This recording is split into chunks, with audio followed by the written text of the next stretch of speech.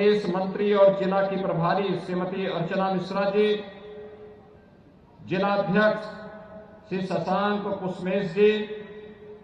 माननीय सांसद श्री उपेंद्र रावत जी, जिला पंचायत अध्यक्ष श्रीमती राजरानी रावत जी, विधान परिषद सदस्य श्री अंगद सिंह जी, माननीय विधायकगण श्री साकेंद्र प्रताप वर्मा जी, दिनेश रावत जी, निवर्तमान जिलाध्यक्ष अवधेश श्रीवास्तव जी, संतोष सिंह जी, पूर्व विधायक शरद अवस्थी जी, भारतीय जनता पार्टी नगरपालिका परिषद बाराबंकी की अध्यक्ष पद की प्रत्याशी श्रीमती शशि श्रीवास्तव जी, नगर पंचायतों के अध्यक्ष पद के हमारे सभी प्रत्याशीगण और भारी संख्या में बाराबंकी जनपद के विभिन्न नगर निकायों से यहां पर उपस्थित मेरे सभी उपस्थित मतदाता भाइयों और बहनों, नगर निकाय चुनाव के द्वितीय चरण में कल सायंकाल प्रचार बंद हो जाएगा। भाइयों बहनों, देश के सबसे अधिक नगर निकाय 762 नगर निकायों के लिए, जिसमें लगभग 6 करोड़ से अधिक की आबादी निवास करती है, तो इस समय चुनाव की प्रक्रिया चल रही है। ये चुनाव नगरीय जीवन को हम कैसा बनाना चाहते हैं, नगरीय जीवन में लोगों को बुनियादी सुविधाएं कैसे मिलनी चाहिए, उनके जीवन स्तर को उठाने के लिए क्या प्रयास होना चाहिए, इन सभी बिंदुओं को ध्यान में रख करके भारतीय जनता पार्टी इस चुनाव में एक बार फिर से जनता जनार्दन के सामने है। आपने पिछले 9 वर्ष के अंदर प्रधानमंत्री मोदी जी के नेतृत्व में वैश्विक मंच पर बढ़ती हुई भारत की प्रतिष्ठा को देखा है। भाइयों बहनों, आज दुनिया में भारत के बारे में धारणा बदली है। भारत को लोग आज सम्मान की निगाहों से देखते हैं। भारत आज वैश्विक लीडर के रूप में अपनी एक नई प्रतिष्ठा को बनाने में सफल हुआ है। इसका कारण है प्रधानमंत्री मोदी जी का यशस्वी नेतृत्व, जिन्होंने प्रत्येक क्षेत्र में भारत को आगे बढ़ाने के लिए पिछले 9 वर्ष के दौरान जो प्रयास किए हैं,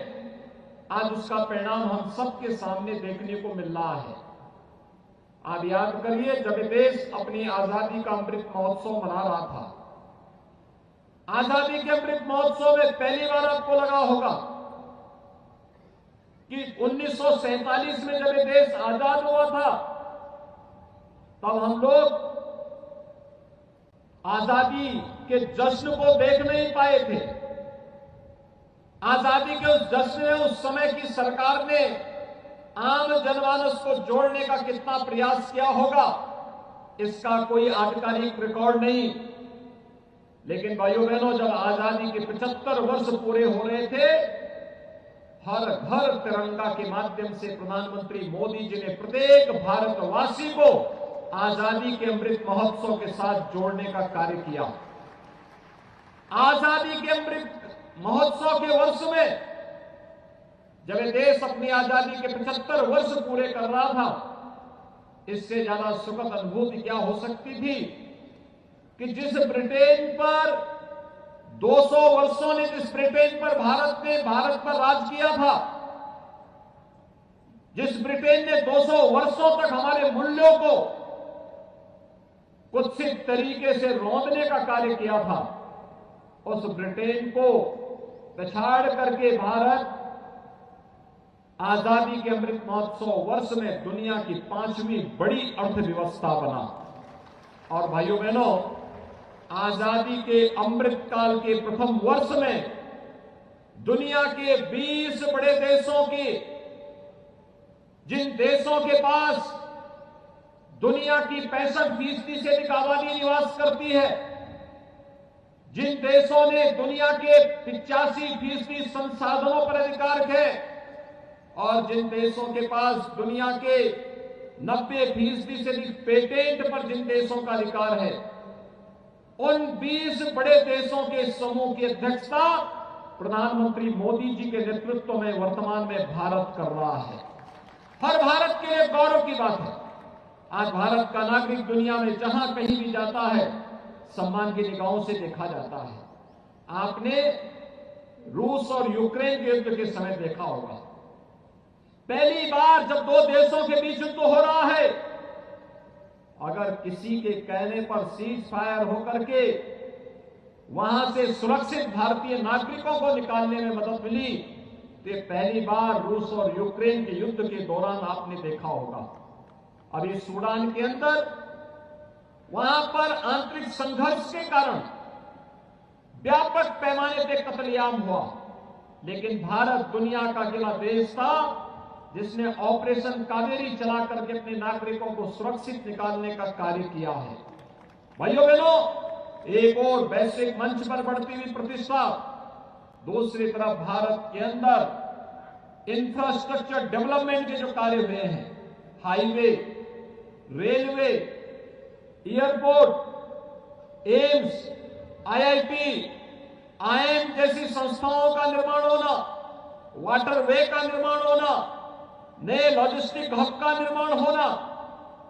आईटी के नए हब का निर्माण होना, ये नए भारत की नई कहानी को कहता है। और भाइयों बहनों, एक तरफ तेजी के साथ भारत के अंदर बन रहे इंफ्रास्ट्रक्चर के जो कार्य हैं, हर भारतवासी के जीवन में व्यापक खुशहाली करने और उसके माध्यम से रोजगार सृजन के माध्यम मिले हैं, तो इसके साथ ही हम सबको नहीं भूलना चाहिए कि आजादी के 60-65 वर्षों तक जिन लोगों ने देश के अंदर शासन किया, उन्होंने भले ही नारे भले ही दिए हों, लेकिन एक गरीब के लिए,